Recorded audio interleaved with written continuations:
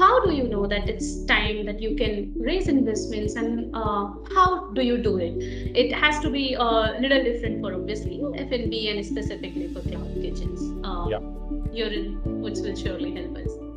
Yeah. So when you're raising money, I think it's very important to put yourself in the investor's shoes. You cannot think of your business as the best thing and hence investors should invest. You have to actually think about the investors and what exactly they are looking for. When we raised money at that point of time, as you said, the cloud kitchen business was being understood by investors, right? So by the key players in the ecosystem, we were all trying to understand what cloud kitchen business is about and how it will scale, and there was a lot of questions which were not answered. Swiggy and Zomato were sort of at the initial stage of growing their business, so it wasn't even clear how that's going to go.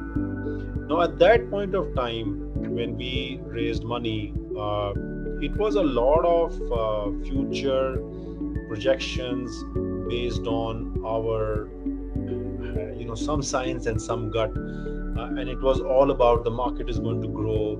So the basis was that the market is, going to quadruple or become 10x in the next few years, and we can create various values for the customer. We know how to work on the back end, how to scale, and things like that.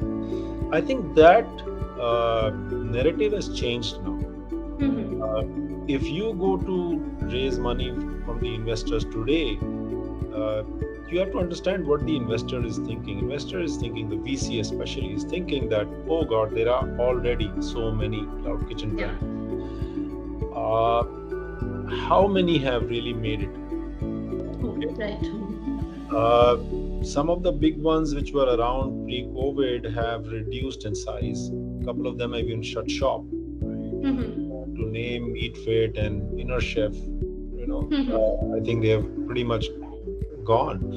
And these were big brands.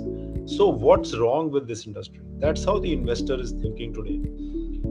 Investor believes that the market is going to grow, and hence that's the reason why Zomato has got an IPO, Swiggy is still getting funded. So definitely the market is growing. So what is happening is that Swiggy and Zomato today are working on a way that they're commoditizing food. It's getting tougher and tougher to create a brand online, and if you don't have a brand, it means that you can't charge a premium. You always have to sell on offers, or to spend a lot on ads and discoverability, etc. So this becomes a huge hindrance. I'm just telling you how investor is thinking. Yeah. So if you have to go to an investor and raise money for a cloud kitchen business today, you have to showcase something completely different in your product, something unique, or at least something which is going to be big, but today it's not.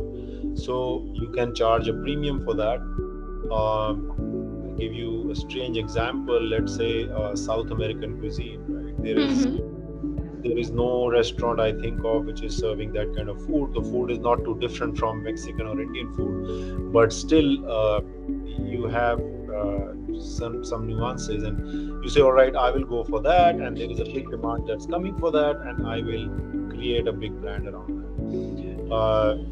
When there is no clutter, you can create a brand. So I think that the VC is today looking for opportunities wherein there is a trending demand, and you know that the trend is coming, and hence you are creating a product line as well as a brand around that. This narrative might change 2 years from now. The VCs could be looking for something else. So basically, you have to figure out what is the VC looking for, and if you want investments from them, you have to have all the answers to their questions. I'm not saying change your business for what the VC wants, but what I'm saying is that you should have the answers for them, and it's very important.